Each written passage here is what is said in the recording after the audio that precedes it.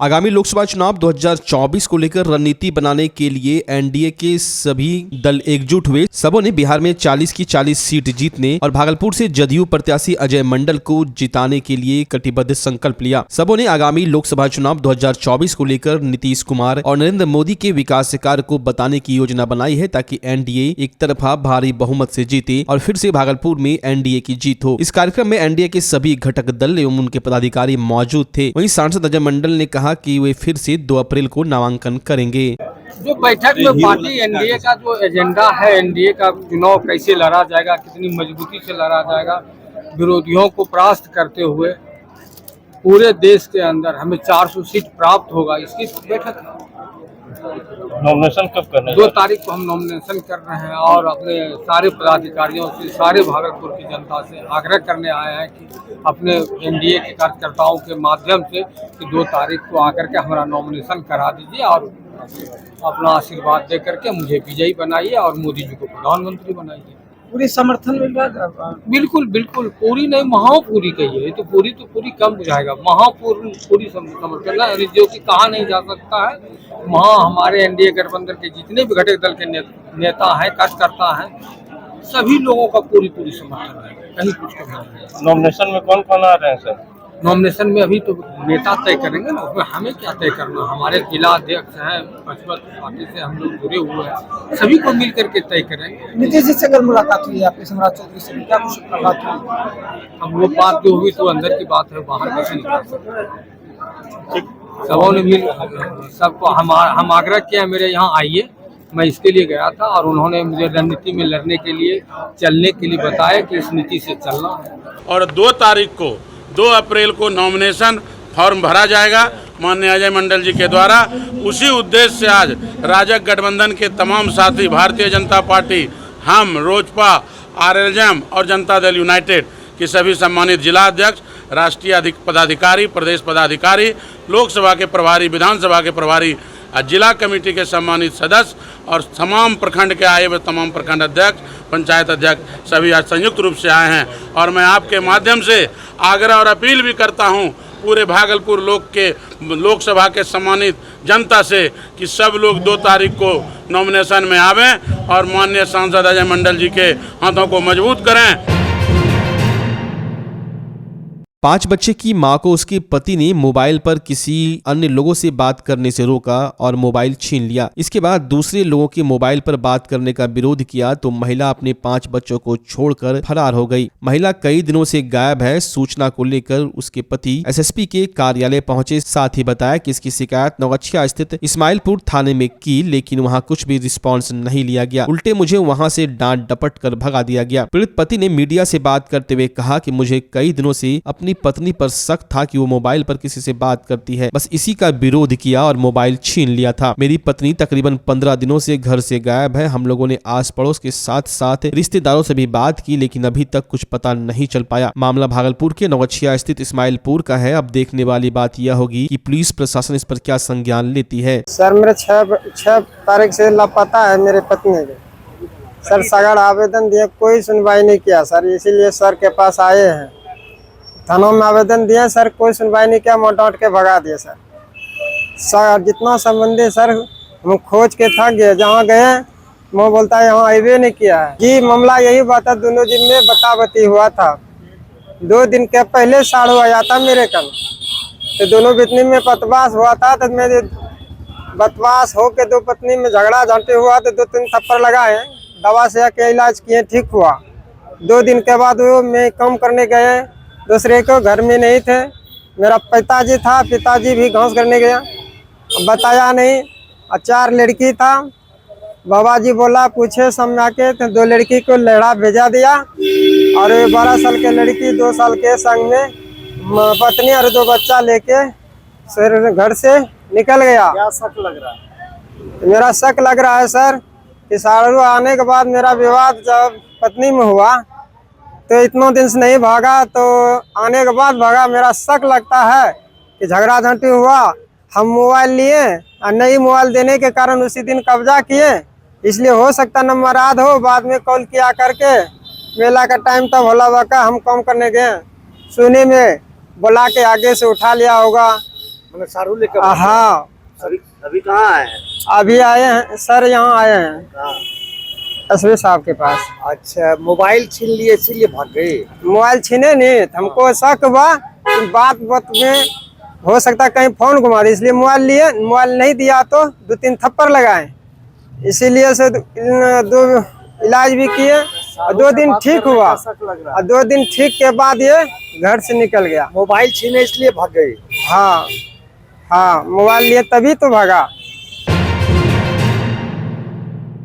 सबौर प्रखंड के औद्योगिक थाना क्षेत्र अंतर्गत फतेहपुर से एक ऐसी खबर सामने आ रही है जहां बिजली विभाग ने पूरे फतेहपुर मोहल्ले की बिजली काट दी, जिससे लोगों को पीने का पानी तक नहीं मिल रहा है। लोगों में हाहाकार मच गया है। गौरतलब है कि इस क्षेत्र में ना तो किसी घर में चापाकल है और ना ही सबमर्सिबल। लोग पानी के लिए तरसने लगे हैं। पूरा इलाका अचानक अंधकारमय हो गया है। इस क्षेत्र में ज्यादा से ज्यादा मुस्लिम समुदाय के लोग हैं। उनका अभी रमजान का त्योहार चल रहा है। आक्रोशित फतेहपुर के लोग सड़कों पर उतरकर बिजली विभाग के खिलाफ मोर्चा खोल दिए हैं। वहां के लोगों ने जमकर हल्ला बोल प्रदर्शन किया और मुख्य मार्ग को जाम कर दिया। जब बात बिजली विभाग से पूछी गई तो उनका साफ तौर पर कहना हुआ कि इस क्षेत्र के लगभग सभी घरों में बिजली का बकाया बिल चुकता नहीं किया गया है, इसलिए बिजली विभाग के आदेशानुसार पूरे क्षेत्र की बिजली काटी गई है। हालांकि जनप्रतिनिधि एवं ग्रामीणों की बातचीत से फिर से बिजली बहाल हो गई है। ये समस्या था कि बगैर सूचना दिए हुए विभाग आके काट दिया फतेहपुर पंचायत के टंकी का पानी का, जो कि रमज़ान का दिन है। रमज़ान के दिन में लोग हाहाकार, पानी के लिए लोग तरस रहा है। दूसरे तीसरे के यहाँ से लेके जा रहा है, कोई लेने भी नहीं देता है। बड़ा बड़ा लोग है, 60% के घर में पानी नहीं है, जो कि बहुत तरह से पानी के लिए लोग जूझ रहा है। इसलिए अनिकेत यादव आए और हम लोग के सहयोग से मिलकर के वो पानी बिजली को लगवाया, जो कि शाम तक में देखिए पानी चलता है या नहीं चलता है। कब कटी थी बिजली?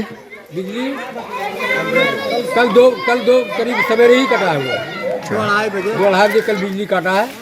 और उसके बाद से कोई सूद लेने के लिए यहाँ कोई भी नहीं आया, न कोई मुखिया आया, न कोई सरपंच आया, न कोई प्रतिनिधि आया। काफी कठिनाई होगी, काफी कठिनाई हुआ जी, काफी कठिनाई हुआ। बहुत इतनी कठिनाई की कल से हाहाकार मचा हुआ पानी के लिए। अपना लोग दूसरे तीसरे के यहाँ बउआ रहा पानी के लिए।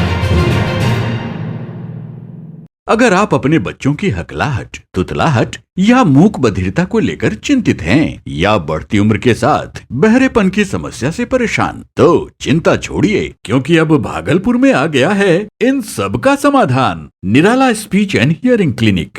ऑडियोलॉजी, स्पीच थेरेपी के साथ साथ विश्व स्तरीय best digital hearing aid with rechargeable and Bluetooth facility. तो आज ही सुनने की जांच कराएं तथा सुनने की मशीन लगवाएं। निराला स्पीच एंड हियरिंग क्लिनिक। हमारा पता है बड़ी पोस्ट ऑफिस के सामने, मेट्रो मिर्ची रेस्टोरेंट तथा सेंट्रल बैंक वाले रोड में, भागलपुर। मोबाइल 7050193341। हमारी 2 और भी शाखाएं हैं, पूर्णिया में Panchvati complex, Bihar talkies road, line Bazar Purnia, और अररिया में टाउन हॉल के सामने वाले मिर्जा गालिब रोड में, AB मेडिकल के समीप।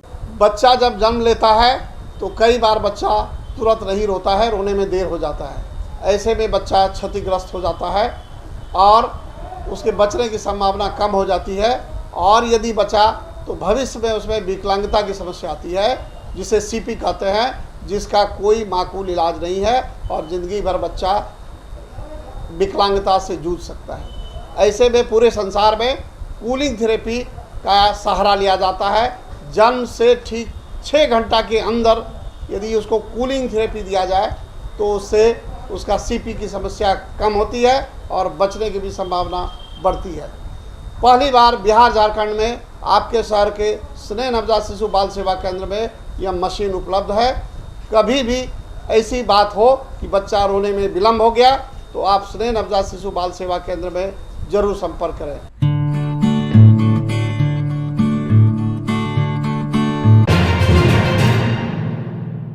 कहने को तो भागलपुर स्मार्ट सिटी है। स्मार्ट सिटी के तहत हो रहे कार्य भी सीमित जगह पर हो रहे हैं, मानो स्मार्ट सिटी शहरवासियों के साथ दिखावा करने का काम कर रही हो। हालांकि कुछ जगहों पर स्मार्ट सिटी के तहत हुए कार्य काफी सराहे जा रहे हैं, जैसे सैंडिस कंपाउंड का सौंदर्यीकरण, टाउन हॉल भवन, सड़कों का चौड़ीकरण। लेकिन उसके अलावा पीने के पानी की सुविधा में भारी गिरावट देखी जा रही है। जिस एजेंसी को पानी की सुविधा के लिए काम पे लगाया गया है, उस एजेंसी के विरोध में लोग एकजुट होकर मुर्दाबाद के नारे लगाते दिखे। लोगों ने कंपनी की कार्यशैली पर सवाल उठाए। लोगों का कहना है कि बने हुए सड़क तोड़ दिए जाते हैं, जो बाद में गड्ढे और नाली में तब्दील हो जाते हैं, लेकिन कोई इसकी सुध लेने वाला नहीं रहता। जब स्थानीय लोग इस पर कड़ा रुख अख्तियार करते हैं तो एजेंसी इस पर कार्य करवाती है। वहीं भागलपुर के सभी गली मोहल्ले की सड़क इस कंपनी के चलते जर्जर स्थिति में आ गए हैं, लेकिन कोई इसकी सुध नहीं ले रहा। इसी को लेकर भागलपुर के दक्षिणी क्षेत्र में जमकर लोगों ने बवाल काटा और कहा कि सड़कें दुरुस्त कराई जाए और पेयजल की सुविधा जल्द से जल्द बहाल की जाए। पाइपलाइन को बिछाने के कारण वो काटने के बाद जो है सिर्फ मिट्टी भर के भाग गया है, और उसके बाद क्या आदमी गिर रहा पड़ रहा है। पर्व का समय है, ईद को क्या बोले 10-12 दिन ईद को बचा है। किस तरह से आदमी चलेगा, बूढ़ा आदमी, जवान आदमी, मेहमान आएगा, किस तरह का बोले इसी का विरोध है कि पाइप इंडिया वाले का कहना, हम लोग का कहना है, सबका यही कहना है कि काटा है तो उसको रोड बना दिया जाए। पार्षद को बोले हैं आप? पार्षद को कहा गया, मगर पार्षद से जो है वो बोला कि ठीक है, हम आगे जो है बात नगर आयोग तक पहुँचाएंगे। रोड चूर दिया है, एक पैप नहीं बल्कि 2-2 पैप घुसाया, उसमें चिप्पी लगा रहा है, तो कैसे जाएगा आदमी? कल 2 बच्चा गिर गया है, नमाज पढ़ने जाते दिक्कत होता है, कैसे आदमी रहेगा? पार्षद को भी लिख के दिए, पार्षद भी सुनवाई नहीं किया, अभी तक कोई सुनवाई नहीं आ रहा है। हम लोग चाहते हैं कि हम लोग का रोड तोड़ा, रोड बना के दीजिए। है पैप टूट गया रोड के कारण, उसके पूरा पानी नहीं जा रहा है घर में। कितना लेडीज लोग को दिक्कत हो रहा है। अभी हम लोग का रमजान का समय है, रोजा रखे रहते हैं, काफ़ी परेशानी में सब रह रहा है, कैसे रहेगा अभी? रोड को तो रोड की स्थिति बहुत हो गई, दुर्दशा हो गई है, और जनता भी बहुत परेशान है। हमारे घर पे भी लोग आकर के आक्रोश करते हैं और बोलते हैं कि आप कुछ कर नहीं रही हैं। अब मैंने तो लिखित में भी आवेदन दिया है नगर आयुक्त महोदय को और उप महापौर महोदय को भी। बस मेरा अनुरोध है कि नगर आयुक्त सर और महापौर महोदया इस बात को ध्यान में रखते हुए पेन इंडिया वाले से अच्छे तरीके से काम कराएं, ताकि वहाँ पे कोई दुर्घटना ना हो। और अभी हाँ, ईद का माहौल है, ईद का पर्व है, अब समय भी बहुत कम है। अगर इस काम पर नगर आयुक्त महोदय अगर ध्यान दे दें तो जल्द से जल्द इस पर काम किया जाएगा। भागलपुर के नाथनगर थाना क्षेत्र के एसएस बालिका उच्च विद्यालय के मुख्य गेट के समीप रेलवे ट्रैक पर लहूलुहान स्थिति में छात्रा का शव बरामद हुआ। छात्रा के सर पर गंभीर चोट के निशान हैं। परिजनों की माने तो मृतका 6 बजे सुबह कोचिंग पढ़ने के लिए नाथनगर गई हुई थी। तय समय पर घर वापस नहीं लौटने के बाद परिजनों ने खोजबीन शुरू कर दी। इसके बाद गाँव वालों ने बताया कि रेलवे ट्रैक पार करने के दौरान रेल से कटकर उसकी मौत हो गई है। इधर घटना की जानकारी मिलने के बाद आनन फानन में परिजन घटनास्थल पर पहुंचे और शव की पहचान की, जिसके बाद परिजन दहाड़ मार कर रोने लगी। मृतिका की पहचान मधुसूदनपुर थाना क्षेत्र की रामपुर खुर्द निवासी 17 वर्षीय मानसी कुमारी के रूप में की गई है। मानसी रोज की तरह कोचिंग पढ़ने के लिए नाथनगर जाती थी। शुक्रवार को भी अहले सुबह गई थी। वापस लौटने के दौरान भागलपुर से जमालपुर की ओर जा रही लोकमान्य तिलक टर्मिनल ट्रेन की चपेट में आ गई। कुछ न बताई। क्या? कुछ न बताई थी। तो कहाँ पर कोचिंग गई थी? क्या नाम है उसका? कौन है तुम्हारा? कौन है बाबू? मेरी बहन। कितने बजे घर से निकली थी? 6 बजे। कहाँ के लिए? कोचिंग के लिए। तुम्हारा क्या नाम है? मेरा नाम खुशी कुमारी। पापा का? गिरधारी से। हैं? गिरधारी से। घर? ए भाई ले मायो दौड़ी। भागलपुर जिले के सुल्तानगंज प्रखंड के महेसी पंचायत के पैन गांव स्थित अखाड़ा धाम हनुमान मंदिर प्रांगण में आयोजित 7 दिवसीय श्रीमद् भागवत कथा सप्तपरायण महायज्ञ को लेकर भव्य कलश शोभा यात्रा निकाली गई। इस कलश शोभा यात्रा में हजारों महिला, पुरुष एवं युवतियों ने भाग लिया। कलश शोभा यात्रा पैन गाँव के अखाड़ा धाम हनुमान मंदिर प्रांगण से निकलकर महिलाएं व युवतियां अपने माथे पर कलश लेकर गैवीनाथ धाम के उत्तर वाहिनी गंगा तट पर पहुंचकर उत्तर वाहिनी गंगा में डुबकी लगाकर पूजा अर्चना करते हुए अपने अपने कलश में गंगा जल भरकर पुनः पैन गाँव के लिए पैदल यात्रा करते हुए प्रस्थान किए। इस यात्रा में दर्जनों घोड़ा गाजे बाजे के साथ झूमते नाचते नगर भ्रमण करते हुए कलश को यज्ञ स्थल पर लाया गया। लाए गए कलश के जल से यज्ञ मंडप का शुद्धिकरण कर कलश को स्थापित किया गया। कलश यात्रा के दौरान महिलाएं, युवतियां, युवाओं में खासा उत्साह देखने को मिला। लोग हाथों में भगवा ध्वज लिए जय श्री राम का नारे लगाते चल रहे थे।